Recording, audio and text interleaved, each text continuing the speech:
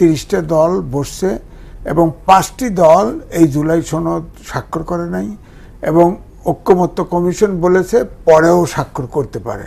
এখন ধরেন জুলাই সনদের প্রক্রিয়ায় এনসিপি সন্তুষ্ট হলো, স্বাক্ষর করতে পারবে পরে, স্কোপ আছে। কিন্তু জুলাই সনদ নিয়ে তো কন্টেন্ট নিয়ে কোনো আপত্তি নেই। না, কন্টেন্ট নিয়ে আপত্তির কারণেই তো তারা শেষ পর্যন্ত মানে স্বাক্ষর করলো না। না, আমি যতটুকু জানি তারা প্রক্রিয়া নিয়ে আপত্তি। হ্যাঁ, প্রক্রিয়া নিয়ে আপত্তি আছে। অর্থাৎ জুলাই সনদটা এখনই বাস্তবায়ন চায়, আইনি ভিত্তি চায়, আইনি ভিত্তি চায়, এবং এটা একটা আদেশ দিয়ে সবাই জনগণ এবং সবাইকে জানাতে বলে, এইটা হলো ব্যাপার। এই জায়গাটা তো এখানে যেহেতু করতে পারে নাই, আমার ধারণা করতে পারে নাই কেন, ধরেন প্রধান উপদেষ্টা আপনার এই উপদেষ্টা পরিষদ আপনার এই সংবিধান সমুন্নত রাখার ওত নিয়েছে এবং এই সংবিধানের 106 অনুচ্ছেদ অনুযায়ী আপনার সুপ্রিম কোর্টের মতামত নিয়েছে যে এটা ঠিক আছে, কাজ করতে পারবে। তার মানে এটা একটা সাংবিধানিক সরকার। তো ওই প্রশ্নে যদি আসি, তো সংবিধানের তো সংস্কার করার কোনো এখতিয়ার এই সরকারের নাই। কিন্তু জুলাই গণ অভ্যুত্থানের শেষ দাবি ছিল বৈষম্য বিলোপ, ফেসিবাদ বিলোপ। ফেসিবাদ বিলোপ মানেই হচ্ছে একটা গণতন্ত্রের সমাজ চাই, মানবিক সমাজ চাই, আইনের শাসন চাই, সুশাসন চাই। সুতরাং এটাকে যদি করতে চান তাহলে পুরনো সংবিধান যেটা আছে সেখানে সংস্কার লাগবে। এই সংস্কারে অভ্যুত্থানের শক্তিগুলো একসাথে বসছে, কিন্তু তারা কিন্তু ওখানে একমত হয়েছে। শুধু বিএনপির নোট অফ ডিসেন্ট আছে, তা এটা সহ বিএনপির নোট অফ ডিসেন্ট সহই তারা স্বাক্ষর করেছে। তো এখন আমি তো বলবো যে এই জুলাই সনদে যেটা আইনি ভিত্তি চাচ্ছে, এই জায়গাটা সমস্যা। আইনি ভিত্তি কি করে হবে? কারণ এই সংবিধান যেহেতু বহাল আছে এবং এই সরকার যেহেতু সাংবিধানিক সরকার, রাষ্ট্রপতি এমনকি প্রধান উপদেষ্টা এমনকি সুপ্রিম কোর্টও সংবিধানের কোনো চেঞ্জ করতে পারবে না, রায় দিতে পারবে না।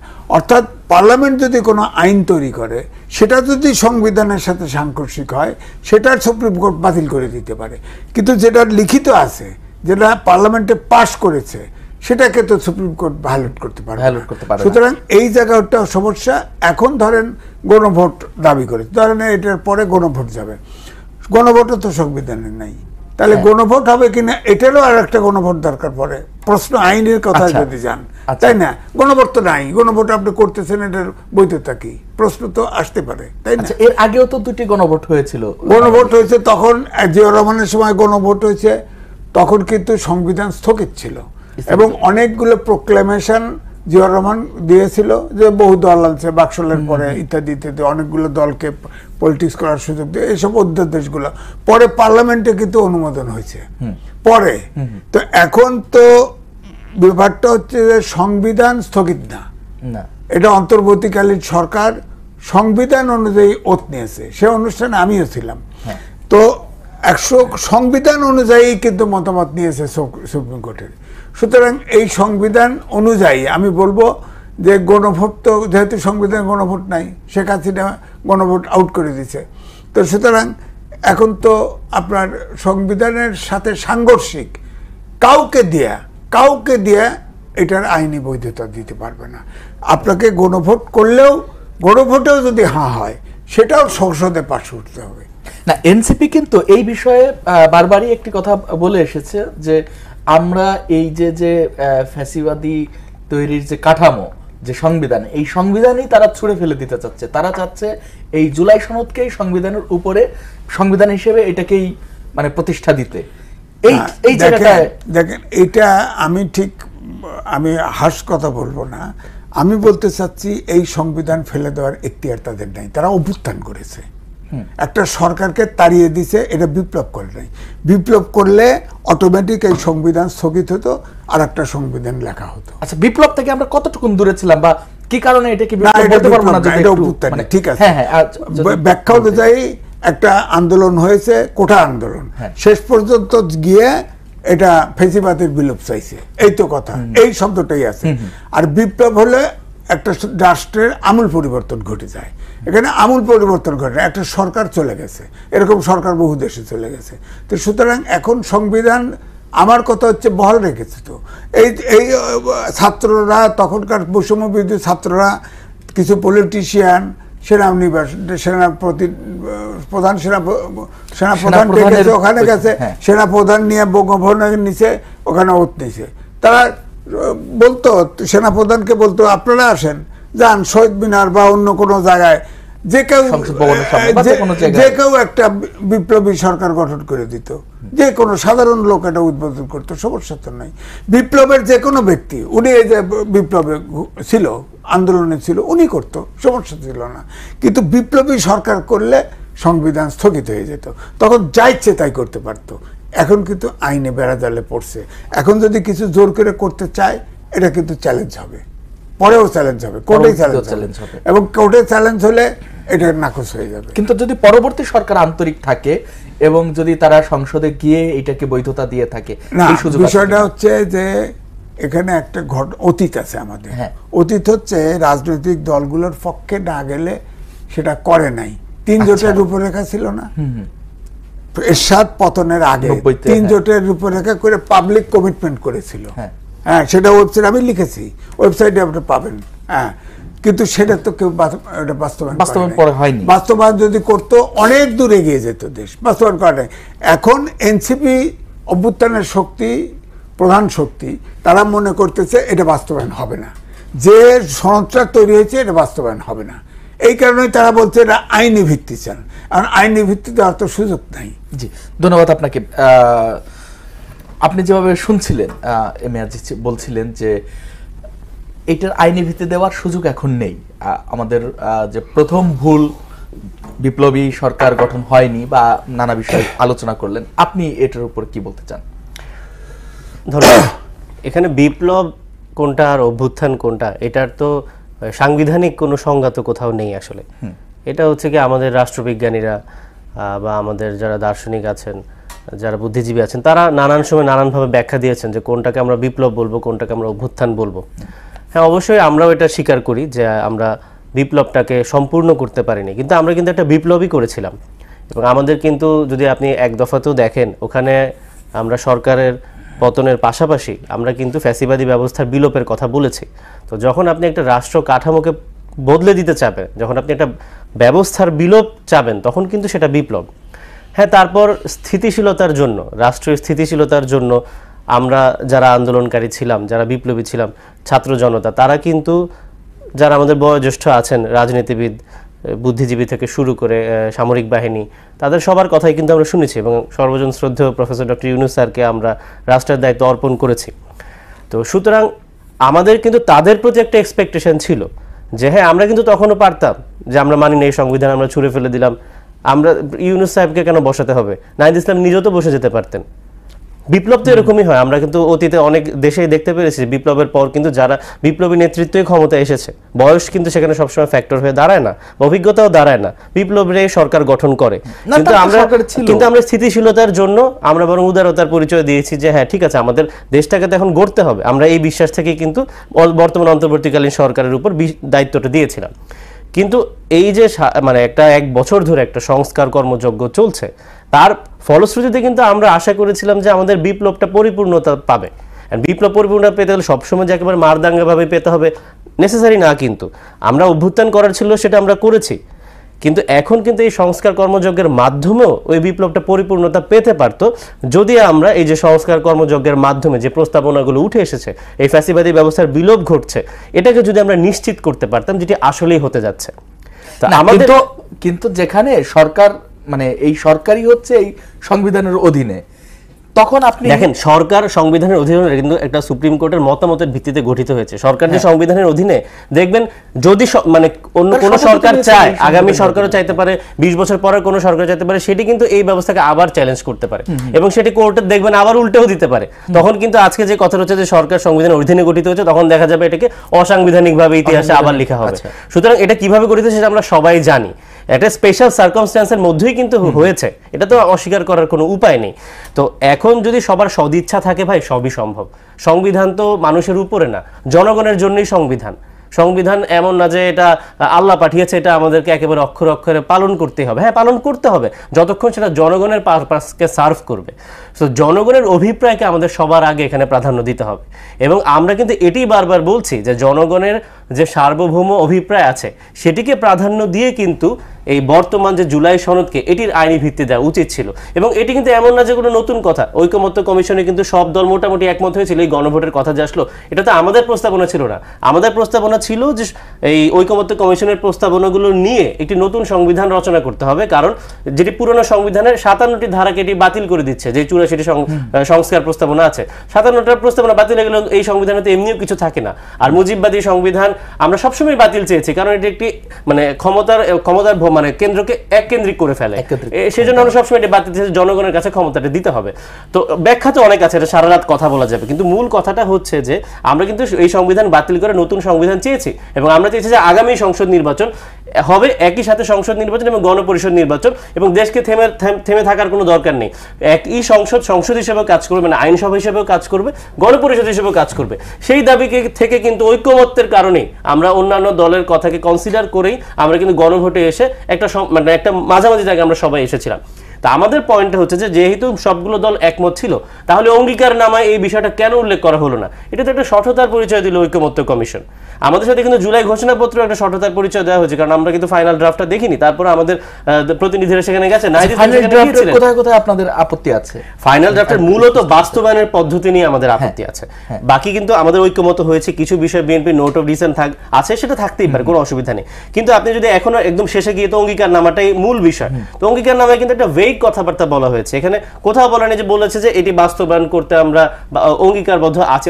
কিভাবে বাস্তবায়ন হবে সেটি কোনো কথা নেই এখানে, অথবা যদি, কিন্তু অনেক কিছু আছে। পুরোটা যদি আপনি রিডিং পড়েন বা জনগণের সামনে সেটি প্রকাশিত হয়েছে অলরেডি, তারাও দেখতে পাবে। এত যদি কিন্তু দিয়ে তো এই বিশ্বাস রেখে কিন্তু আমরা জুলাই ঘোষণাপত্রের মতো আবার আসলে গতকালকে সংসদ ভবনে যেতে পারতাম না সিগনেচার করতে, কারণ আমরা কিন্তু জনগণের কারণেই রাজপথে নেমেছিলাম। এখন হয়তো অনেকে আমাদেরকে ভুল বুঝতে পারে, আমরা বারবার সেটাকে ব্যাখ্যা করছি। আপনারা মানে কি করবেন? আমাদের পরিকল্পনা আগামী আরো কিছুদিন আলোচনা আছে, এটা অক্টোবর 31 তারিখ পর্যন্ত আলোচনা চলবে।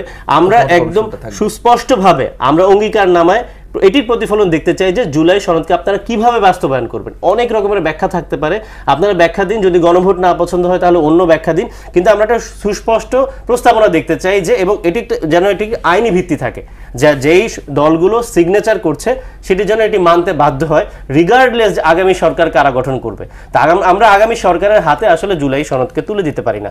এই সরকারের আমলেই এটি বিপ্লবের মাধ্যমে গঠিত হওয়া সরকার, এই সরকারের আমলেই আমরা এটার আইনি ভিত্তি নিশ্চিত করতে চাই, এতটুকু। যদি এই 31 অক্টোবর পর্যন্ত ঐকমত্য কমিশন আছে, এর মধ্যে যদি সুরাহা না হয়, তাহলে আপনাদের মানে যেমন আপনাদের সম্ভবত দলীয় জায়গা থেকে বলা হয়েছে যে আপনারা দলীয় কর্মসূচিতে যাবেন, আন্দোলনে যাবেন, এই ধরনের না। আমরা তো সবসময় রাজপথ তো একটা সমাধান আছে, কিন্তু সেটা একদম মানে lender of the last resort আমরা বলবো। রাজপথে তো মানে আমরা বারবার তো চাই না দেশকে অস্থিতিশীল করতে, আমরা কেনই বা চাবো? কিন্তু আমরা তো চাচ্ছি আলোচনা টেবিলে তো আমরা বসে আছি, এবং আমরা কিন্তু আমাদের কথা মানে ঐকমত্য কমিশনও তুলে ধরছে, এবং দেখবেন যে সারা দেশে জুলাই সনদ নিয়ে, এই রাষ্ট্র সংস্কার নিয়ে এত কথা আর কোনো দল বলে না। এই টেবিলের বাইরে আর সব দল কিন্তু নির্বাচনী রাজনীতি করছে গত 1 বছর ধরে, অথচ আমরা কিন্তু প্রতিটি গ্রামে, প্রতিটি শহরে উঠান বৈঠক থেকে শুরু করে, আলোচনা থেকে শুরু করে জনগণের সামনে কিন্তু আমরা তুলে ধরার চেষ্টা করছি জুলাই সনদে কি আছে, রাষ্ট্র সংস্কার প্রস্তাবনাগুলো কি। কারণ জনগণ কিন্তু এই আলোচনা থেকে অনেক দূরে, তারা এই বিষয়গুলো ঠিকভাবে বোঝে না বা জানে না। আমরা কিন্তু সেটিকে জনগণের দ্বারা দ্বারে পৌঁছে দেওয়ার চেষ্টা করছি। সুতরাং আমরা জনগণের সাথে আছি। জনগণ যদি চায় যে না, আমরা এটি সমাধান হয়নি এবং আমাদের রাজপথে যাওয়া উচিত, তাহলে অবশ্যই আমরা রাজপথকে বেছে নিব, কিন্তু আমরা চাই 31 তারিখের মধ্যে এটির জন্য টেবিলে সমাধান। ধন্যবাদ নাবিদ নওরোজ শাহ। এম এ আজিজ, যেভাবে উনি বলছিলেন যে অস্থিতিশীল কোনো পরিস্থিতি চান না, আমরাও চাই না, কেউই চায় না, তবু আমরা গতকাল দেখলাম এই সংসদ ভবনে এত চমৎকার একটি আয়োজনের মধ্যেও জুলাই যোদ্ধা যারা গিয়েছিলেন তাদের উপরে একটি হামলা হলো, এবং এটা নিয়ে একটি অস্থিতিশীল পরিস্থিতি আমরা সেখানে প্রত্যক্ষ করলাম। এটা কাম্য ছিল না। আচ্ছা, যারা জুলাই যোদ্ধা ছিল, গেস্টরা যেখানে বসবে সেই চেয়ারগুলো দখল করে বসেছিল, তো সেটা খালি করতে গিয়ে police tear gas, sound grenade এত কিছু প্রয়োগ করা উচিত ছিল না। শত হইলেও তো তারা আপনার যোদ্ধা, তাই না? মুক্তিযুদ্ধের সময় যারা মুক্তিযুদ্ধ করেছে এখনো বলে যে মুক্তিযোদ্ধারে তারা অপমান করছে, কেউ যদি করে, বলা হয় না, বলা হয়তো। তো সুতরাং যতটা সম্ভব সহনশীল আচরণ করা উচিত ছিল। এখন এটা হয়ে গেছে, হয়তো পুলিশও তাদের সরাতে পারে নাই, তারা সরে নাই, হয়তো এখন বাধ্য হয়ে এটা করছে, জায়গা খালি করছে। আমি তো মনে করি যে আরও হতে পারতো, যে ওনারা ওখানে তো প্রাঙ্গণটা বড় বড় অনেক বড় ছিল, ঠিক আছে, চেয়ার নিয়ে বসছে, তারা আলাদা চেয়ার নিয়ে বসতো, সমস্যা কি? সবসময় এসি করে বসতে হবে, সবসময় সানসড়কতে বসতে হবে? নট নেসেসারি, ফুটপাতে বসবে, সমস্যা কি? তারপরে জুলাই সনদের যারা জুলাই যোদ্ধা তাদের উপরে টিয়ার গ্যাস মারবে, আপনার একজনের হাত নাই, পা নাই, তার এটা তো উচিত হয়নি, এটা উচিত হয়নি। আমি ভাইয়ের কথা সূত্র ধরে যদি বলি, মূল ঘটনা কিন্তু হয়েছিল যে তাদেরকে আসলে দাওয়াতই দেওয়া হয়নি ঠিক মতো। আপনি তো তাদেরকে ওভারঅল একটা দাওয়াতও দেন, আপনি জনে জনে না দাওয়াত দেন, কিন্তু তাদেরকে তো ওয়েলকাম করার একটা ব্যবস্থা করতে হবে, তাহলে কিন্তু ইস্যুগুলো উঠে আসতো না। ইস্যু তো মানে ইস্যু পেলেই কিন্তু তখন সেটাতে তৃতীয় পক্ষ অনেক সুবিধা নেওয়ার চেষ্টা করে বা ষড়যন্ত্র করে। ওইখানে এবং আপনি যদি ষড়যন্ত্রের কথা বলেন, একই ধরনের কথা বলেছিলেন বিএনপির সালাউদ্দিন আহমেদ সাহেব, এবং আমি সেখানে এখন আসতাম। আচ্ছা, আমরা এম এ আজিজকে শুনে আসি। সালাউদ্দিন সাহেব উনি বলেছিলেন যে জুলাই যোদ্ধা নামের যারা গিয়েছে তাদের মধ্যে কিছু ফ্যাসিস্টের দোসরা ঢুকে মানে অস্থিতিশীল করেছে, এবং এই বক্তব্যের নিন্দা জানিয়েছেন এনসিপির আহ্বায়ক নাহিদ ইসলাম। একই সঙ্গে পরবর্তীতে দেখলাম জামাতে ইসলামের আমিরও এই বক্তব্য প্রত্যাখ্যান করে উনি নিন্দা জানিয়েছেন, এটি সঠিক হয়নি বলে বলেছেন। আপনার মন্তব্য কি? না, বিষয়টা হচ্ছে যে ওই সময় বাইরের লোক কিছু থাকতে পারে, কিন্তু আমার বক্তব্য হচ্ছে যে এটা জুলাই আপনার যোদ্ধারা নামে ওখানে গেছে, হ্যাঁ, তারা ওখানে উচ্ছৃঙ্খলতা ঢুকতেও পারে মাঝখানে। এমনকি যে ধরেন জুলাই যোদ্ধা তারা ছিল, সব দলের অনুসারিত ছিল, ওখানে ওখানে থাকতে পারে, নট যার যার, এখন সবাই তো আর ওইখানে যে ছেলেটার হাত, কৃত্রিম হাতটাও ভেঙে গেছে, হ্যাঁ, ও তো মানে একদম স্পষ্ট যে সে জুলাই যোদ্ধা, তাকে তো আর না, ঠিক আছে, তার উপরেও লাঠিচার্জ হয়েছে। লাঠিচার্জ হওয়ার সময় বিষয়টার বাস্তবতাটা বুঝবেন। তখন পুলিশ যখন লাঠিচার্জ করে তখন তো এত টার্গেট করে বুঝতে পারে না, হয়তো লেগে ভেঙে গেছে। কিন্তু আমার বক্তব্য হলো সব কথা শেষ কথা, যে যাই হোক তারা ওখানে জুলাই যোদ্ধা হিসেবে গেছে, ওই সময়টা এই আচরণ করা আমি মনে করি রাষ্ট্রপক্ষ থেকে এটা সঠিক হয় নাই, এবং কেউ এটা কন্ডেম করলেও এটা উচিত হয়নি। একই সঙ্গে এই যে ট্যাগিং এর যে রাজনীতির কথা বারবার উঠে আসছে, যে কিছু হলেই আগে যেমন আওয়ামী লীগ সরকার কিছু হলেই জামাত শিবির ট্যাগ দিত যে এগুলো জামাত শিবির করছে, এই অস্থিরতা এই করছে, একইভাবে এখন মানে কোথাও কিছু হলেই ফ্যাসিস্ট ঢুকে গেছে বা ফ্যাসিস্ট ট্যাগিং দিয়ে ওটাকে হালকা করার চেষ্টা করা হয় কিনা, আপনার কি মনে হয়? না, সবাই এরকম হওয়ার কারণেই প্রশাসন ঠিক হচ্ছে না। আচ্ছা, আপনি দেখেন কেউ যদি পুলিশের কাছে কেস করতে যায়, কেস যদি ধরেন আপ টু ডেট মার্ক না হয়, নিতে না চাইলে খুব ফেসিবাদের দোষর, ওর চাকরি নেই, হ্যাঁ। আবার দেখেন আমাদের প্রেস ক্লাবের মতো জায়গায় তখনকার বৈষম্য বিরোধী ছাত্ররা আসছে, এসে লিস্ট দিছে স্বাক্ষর করে, এই প্রেস ক্লাবে আছে, লিস্ট দিছে যে এই সাংবাদিকরা ফেসিবাদের দোষর। সাংবাদিকরা কিসের সাংবাদিক? সাংবাদিক তার ফিলোসফি আছে। এই যে অনেকগুলো সাংবাদিক ধরে নিয়েছে, প্রায় 100-র অধিক ইয়াতে আছে, মানে জেলখানায় আছে, তাদের ভিতরে খুনের মামলা দিয়ে দিছে অনেকের বিরুদ্ধে। বলেন সাংবাদিক, কোন সাংবাদিক খুন করছে? এগুলো কোষে টিকবে? এখন তাদের কেস হেয়ারিংও হয় না, তারা জেলখানায় আছে, এটা তো হইতে পারে না। না, এতে করে আইনি জটিলতা আছে কিনা আমি একটু যদি উল্লেখ করি, যে ধরা যাক একজন সাংবাদিক সে ফ্যাসিস্টের দোষর ছিল, তার অন্যায়গুলো তো আমরা দেখেছি স্পষ্ট, তাকে ওই মামলাই দেওয়া যেত কিনা, বা এখন তাকে যখন খুনের মামলায় দিবেন, এটা কোনোভাবে কি প্রুফ করার, সত্য দিক দিয়ে প্রুফ করার কোনো সুযোগ আছে? আমি তো অন্য কেসেও দেখেন বোম ফাটে নাই, গাড়িতে আগুন লাগে নাই। আওয়ামী লীগের সময়, ফ্যাসিস্টের সময় দেখা গেল যে ওখানে বিএনপির 500 অথবা জামাতের 500 আসামি, এটা হয়েছে তো, নাশকতার আসামি হয়েছে না? ঠিক অনুরূপ আপনি বলেন তো কি বেক্সিমকোর মালিক যে সালমান এফ রহমান আর আইনমন্ত্রী, ওই হকার বাড়ছে, ওই ইয়েতে নিউ মার্কেটে হকার বাড়ছে, আরে শেয়ার মার্কেট লুট করে খাইছে সালমান রহমান, সে কেস দিল, এই কেসেই তো যথেষ্ট তাকে ধরার, তাকে আটকানোর ওই কেসই যথেষ্ট।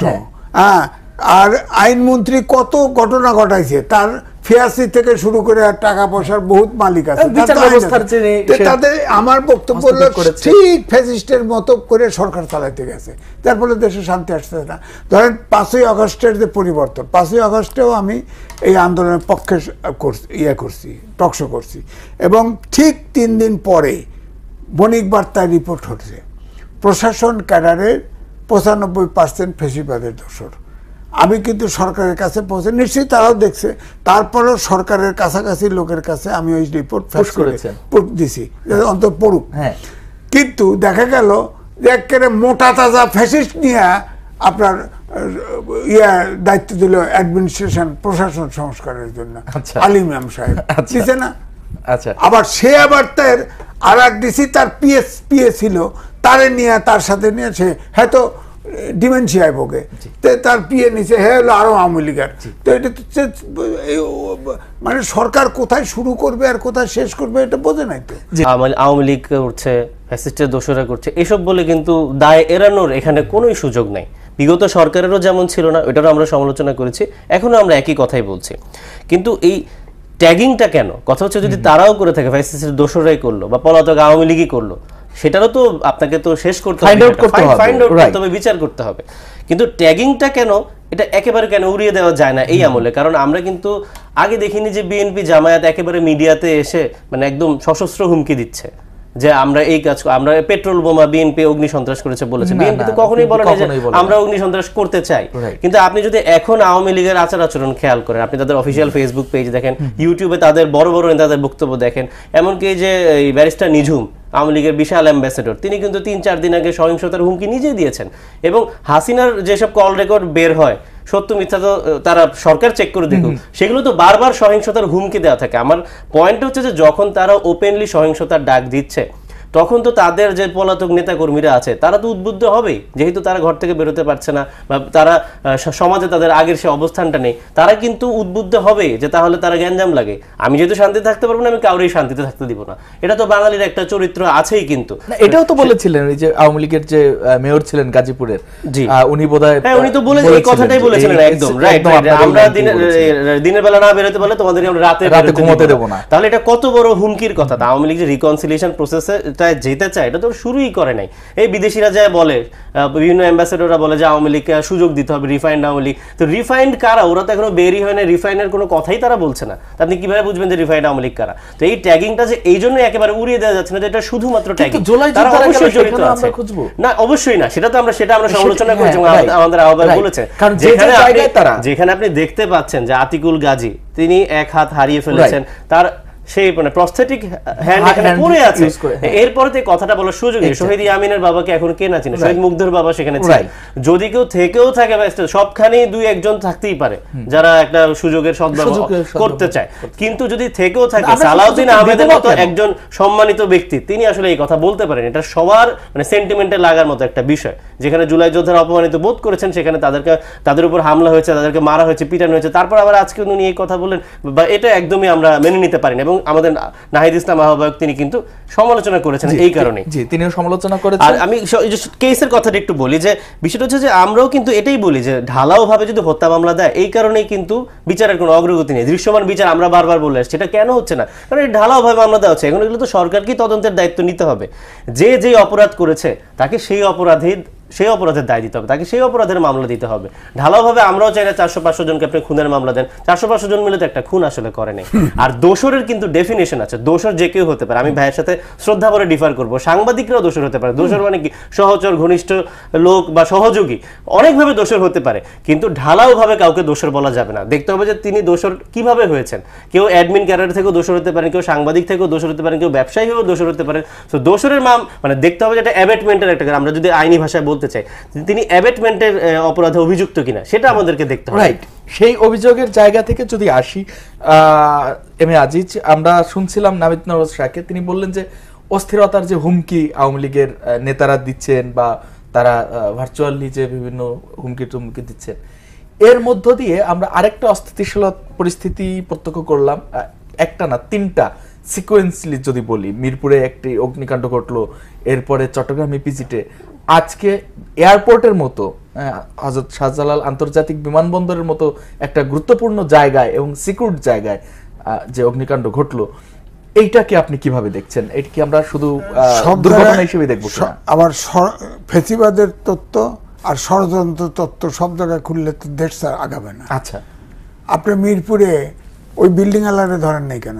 আচ্ছা, কোনো আগুন লাগলো, ধোঁয়া লাগলো, উপরে যেতে পারতেছে না, যাওয়ার স্পেস নেই, ধরলেন না এবং আটকে রেখেছিল। আপনি এয়ারপোর্টের মতো জায়গা আপনার সারা বিশ্বে নিন্দিত হয়েছে। আপনি বলেন সেখানে আপনার হাঙ্গারে আপনি ওখানে এক্সপোর্টের মাল একদিক দিয়ে ঢোকে, ইম্পোর্টের মাল আরেক জায়গায়। আপনি সেখানে কেমিক্যাল গোডাউনের সাথে অন্য গার্মেন্টসের জিনিস রাখছেন কেন? তারপরে একটা এয়ারপোর্টে হাইড্রেট নেই, পানি নেই, ওই পাশে একটা পুকুর ছিল, পানি দিয়ে শেষ, আগুন জ্বলতেইছে। আপনি 2.5 থেকে প্রায় 30-32টা ইউনিট, নেভি, এয়ারফোর্স, আর্মি, বিমান বাহিনী সব নামছে, তাদের তো আন্তরিকতার অভাব নেই, কিন্তু আগুন নিমতেছে না, কেমিক্যালের আগুন নিমতেছে না। আবার ওখানে গার্মেন্টসের জিনিস আগুন লাগছে, বাস্তবতাটা দেখতে পারে। তারপরেও আমি বলবো, যেহেতু এইগুলো হচ্ছে, ব্যর্থতাকার ষড়যন্ত্র আছে কিনা এটা তদন্ত হওয়া উচিত। বাংলাদেশে তো আওয়ামী লীগের সময় কোনো তদন্ত রিপোর্ট পাই নাই, এই সরকার এসে বলছে তদন্ত রিপোর্ট আমরা প্রকাশ করব। কই প্রকাশ করছে? একটা হয়েছে কোনো? এই সময়ের ঠিক আমি বলবো, ঠিক ফ্যাসিস্টরা যেভাবে সরকার চালাইছে ওই চিন্তার থেকেই সরকার চালাচ্ছে। আমি বলবো যে ধরেন এই যে প্রশাসন ক্যাডারের যে 95% আপনার ফ্যাসিস্টের দোষর ছিল, কারণ প্রশাসন ক্যাডার আপনার মিনিস্ট্রি চালায়, প্রত্যেকটা বিভাগ চালায়, ডিসি হয়, কমিশনার হয়, সব তো প্রশাসন ক্যাডার থেকে, একটা ক্যাডার থেকে, আর বাইরে 25টা ক্যাডার আছে। এই সরকার তো বিকল্প খোঁজা উচিত ছিল, আর 25টা ক্যাডার থেকে নিত, প্রশাসন ক্যাডারেও নিত। প্রশাসন ক্যাডার তো সব ফ্যাসিস্টের দোষর। ওখানে প্রশাসন ক্যাডারে ডিগ্রি পাস হলে ইন্টারভিউ দেওয়া যায়, আর অন্য সব ক্যাডারে কিন্তু মাস্টার্স লাগে। আপনি ওদেরকে নিয়ে সাভারে পেটে 7 দিনের ওরিয়েন্টেশন দিলে ডিসি হওয়া যায় না? ডিসিও থেকে আইনস্টাইন লাগে, আমাদেরকে ডিসি বানানো যায় না? 7 দিনের ট্রেনিং দিলে পারিনি আমরা? ওনারা সেই প্রশাসন ক্যাডারের লোকই বসাইছে, আবার উড্ড করে, তাহলে প্রশাসন তছনছ হবেই। প্রশাসন ফাংশন করবে কেমনে? কারণ একটা লোক ফেসিসের দোষর না ধরেন, সেও ডিসি হয়েছে ধরেন, আপনি তার কিছু কোনো একটা কাজের কারণে ফেসিবাদের দোষর ট্যাগ দিয়ে উড্ড করে ফেলাইলেন, তাহলে অন্যরা কাজ করবে না তো? হ্যাঁ, আমার সবাই ভয় থাকবে, আলাদা একটা আতঙ্ক তৈরি হয়। তাদের তো কাজ করার একটা নিরাপত্তা দিতে পারে। আপনি অন্য ক্যাডার থেকে কেন, আমি আগেও বলছি, কিন্তু অন্য সব ক্যাডার থেকে ডিসি হতে তো কোনো এমন, এটাই অ্যাডমিনিস্ট্রেটিভ ইয়া। আপনি বলেন তো অন্য ক্যাডারে কত লোক আছে? 26টা ক্যাডার আছে, তার প্রশাসন ক্যাডারে মাত্র 2600 লোক। আপনি এটা দিয়ে সারা দেশ চালান, অন্য ক্যাডার থেকে লোক নেন না কেন? নিতেন তো, এই সরকার তো নেওয়া উচিত ছিল। যেমন ধরেন এখন প্রায় 18 মাস পার দিয়ে গেছে সরকারের। আপনি যদি বলেন তখন যখন অভ্যুত্থানের পরে এই সরকার ওত নিল, তখন তাদের আগে আইডেন্টিফাই করা উচিত ছিল আমার প্রশাসন, আমার পুলিশ, এগুলো দরকার পড়বে। তো পুলিশে আপনি ধরেন তখনই ধরেন যদি আর্মি চিফকে বলতেন যে আপনার কিছু সিপাহী হাওলাত দেন, হ্যাঁ, আনসার আছে, ভিডিপি আছে, এখান থেকে নিয়েন। ওই যে পুলিশের ইনঅ্যাক্টিভ করা হলো, এটাকে তো আপনি নিয়ে আপনি ওই তো ট্রেনিং দিয়ে 7 দিনের একটা, আরে ভাই 1 বছর ট্রেনিং দিয়ে আর্মিতে 6 মাসের ট্রেনিং দিয়ে ক্যাডার অফিসার বানায় ফেলে। হ্যাঁ, আপনি 7 দিনের ট্রেনিং দিতেন, দিয়ে শুনুন, তাই যে ছেলেরা যখন ট্রাফিক চলে না, বাচ্চা ছেলে মেয়ে করছে না, দায়িত্ব নিয়েছিল না, এই জন্য আপনার ওই বিভিন্ন সোর্স থেকে আবার রিক্রুটমেন্ট প্রসেস চালু রাখতেন, রেখে এই শূন্যতা দূর করতেন। ধন্যবাদ। আপনার এই পরামর্শ নিশ্চয়ই সরকার এখন আশা করছে।